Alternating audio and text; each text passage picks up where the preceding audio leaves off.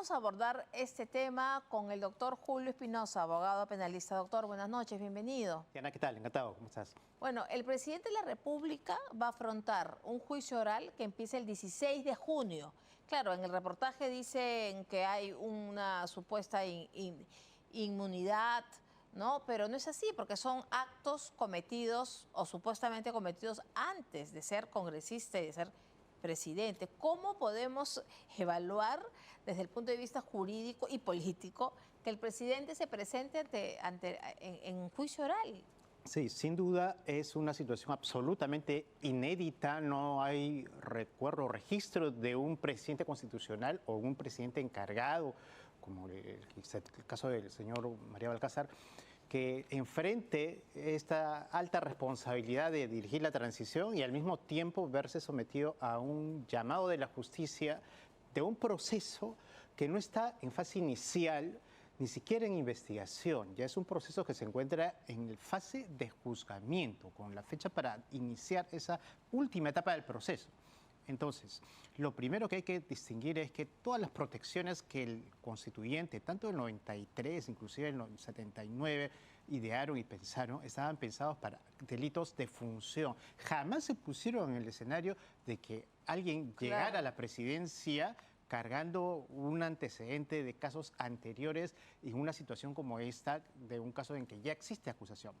Entonces, yo sostengo que esa protección, que se llama inmunidad procesal, no lo cubre, no lo protege. No lo protege. Porque definitivamente este no es un delito de función, es un delito simple, tanto así que quien lo juzga es un juzgado común ordinario de la provincia o del distrito judicial de Lambayeque.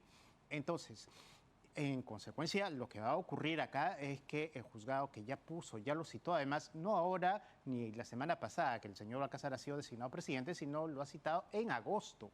En agosto lo ha citado bajo apercibimiento de concurrir a una audiencia que es la más importante, donde el ciudadano cualquiera tiene que presentarse ante el juez para el inicio del juzgamiento. Entonces, en principio, esa audiencia no se debe suspender, se debe llevar adelante. Sin embargo, hay algunos matices que se tendrán que adoptar, algunas decisiones que el tribunal tendrá que adoptar para llevar adelante y que no se frustre y que también el presidente en ejercicio no pueda de alguna manera hacer la labor que sin duda, nos guste o no, es una labor del primer nivel de responsabilidad en nuestro país. Vamos a ver el presidente de la República yendo a Lambayeque a su juicio oral. ¿Eso es lo que vamos a ver en junio? A ver, no necesariamente, y según lo que se conoce, eso no debiera ocurrir, por dos razones. Primero, que según la información oficial que se ha conocido, o sea, la citación, lo citan para un juicio de naturaleza virtual, que es como el 95% de juicios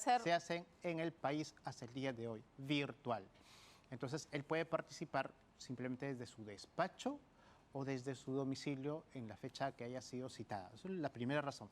Pero la segunda razón es que el Código Procesal, el artículo 359 y siguientes, sí le permiten a una persona que está asistiendo a un juicio pedir una dispensa por razones de urgencia, de fuerza mayor o algunas razones suficientemente justificadas, como sería el caso de cumplir circunstancias o realizar sus actividades propias de la importancia que tiene un presidente de la República, para que el juicio no se detenga, se lleve adelante con la representación de su abogado y el fiscal, y él pueda tener la dispensa de no asistir a determinadas audiencias del juicio, que además va a ser un juicio que durará por lo menos unos 5 meses, que es el promedio de un caso que no es tan complejo como otros, porque se trata de un solo imputado. Claro, hay que recordar que el caso de lo que se trata es que se le acusa al señor Balcázar, ahora presidente de la República, que cuando fue decano del Colegio de Abogados de Lambayeque habría, digamos, dispuesto del dinero para sí mismo,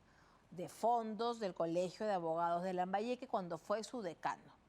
Ese es el punto, ese es el tema. Ahora, doctor, evidentemente ese no es un caso que lo involucra, un caso de un delito en funciones, pero ahora él es el presidente de la República y por lo tanto tiene o tendría algunas prerrogativas, como usted manifiesta, de ausentarse, de decir que por razones de función, valga la redundancia. O de fuerza mayor, como por ejemplo atender alguna circunstancia urgente, de emergencia propia de su función en el momento en que se desarrolla la audiencia, ¿no? Eso es posible y está permitido en la normatividad del Código Procesal. Y a él en este caso concreto no le aplica el artículo 117 de la Constitución para nada. Definitivamente no. Por eso, repito, es que el constituyente del 93 jamás se puso en este escenario, ni en este caso, repito, que no tiene precedentes. Pero creo que hay que dar mensajes a la sociedad. O sea, creo que es la oportunidad de que el primer mandatorio, aunque sea interino, dé un mensaje de someterse a las autoridades judiciales y también el mensaje que debe dar el Poder Judicial, en este caso, de llevar adelante un juicio, no suspenderlo, pero respetar de alguna manera, nos guste o no, las circunstancias del caso y la importancia de la función que tiene el presidente para poder darle el permiso respectivo y que la audiencia se continúe en su presencia, porque el Código permite eso en diferentes circunstancias, por razones, por ejemplo, de salud, por razones realmente de fuerza mayor, como pueden ser circunstancias similares a las que ocurren ahora ante la presencia del primer dignatario del país. Ahora, pero en este caso tiene un matiz que lo podría agravar, y es que ya estando él en el poder, y según el reportaje de Cuarto Poder, estando ya él en la presidencia, hay una llamada de un joven Castillo Silva, ¿no?, que llama para decir que este caso podría ser una llamada que pueda buscar amedrentar, ¿no? Y es una persona que ha estado ligada, tiene su foto, ahí estamos viendo, es una persona que podría estar ligada a Perú Libre, ¿no?, o políticamente al propio Balcázar. ¿Esto de algún modo afectaría o sería un agravante o ya no hay manera de incluir este tema?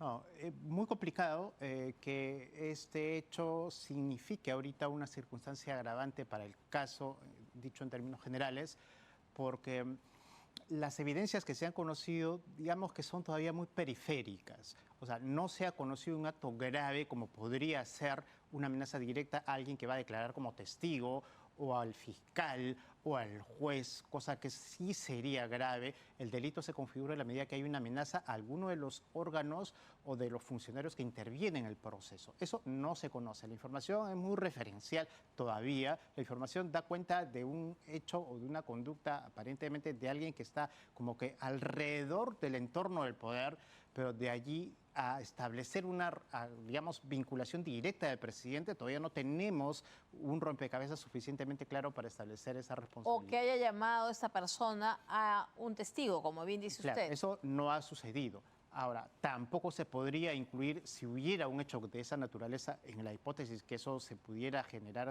o seguir generando evidencia, tampoco podría formar parte ya de este juicio, tendría que generarse un nuevo caso, un nuevo expediente, y para eso, obviamente, allí sí aplicaría por tratarse de un hecho durante el ejercicio de la función, si existiera evidencia, le digo. Claro, porque ahí sí sería ejercicio de la función. Si existiera evidencia, pero por lo que se ha visto, hay algunos datos, pero todavía no hay un cuadro claro, un rompecabezas suficientemente nítido como para poder hablar de una imputación. Ahora, hay otro tema que quiero que quede claro para los televidentes. Los presidentes que están siendo o que están condenados, todos han sido por delitos de función, porque incluso Vizcarra ha sido condenado por un delito de función cuando fue gobernador regional de Moquegua.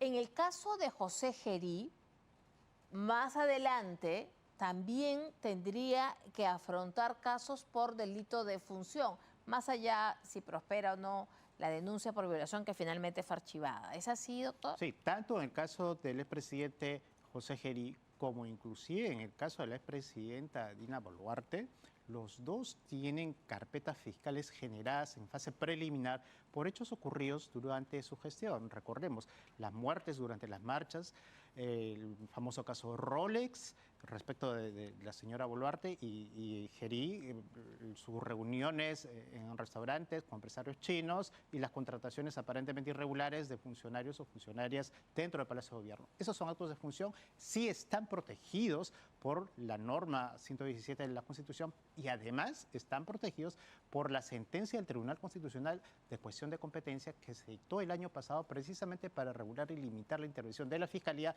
pero en casos de investigación preliminar. Por eso ellos sí están protegidos por ese manto, digamos, particular, más no el presidente actual, en la medida que este caso, repito, viene desde el año 2019 y 2020, cuando él no tenía ninguna función de la alta magistratura.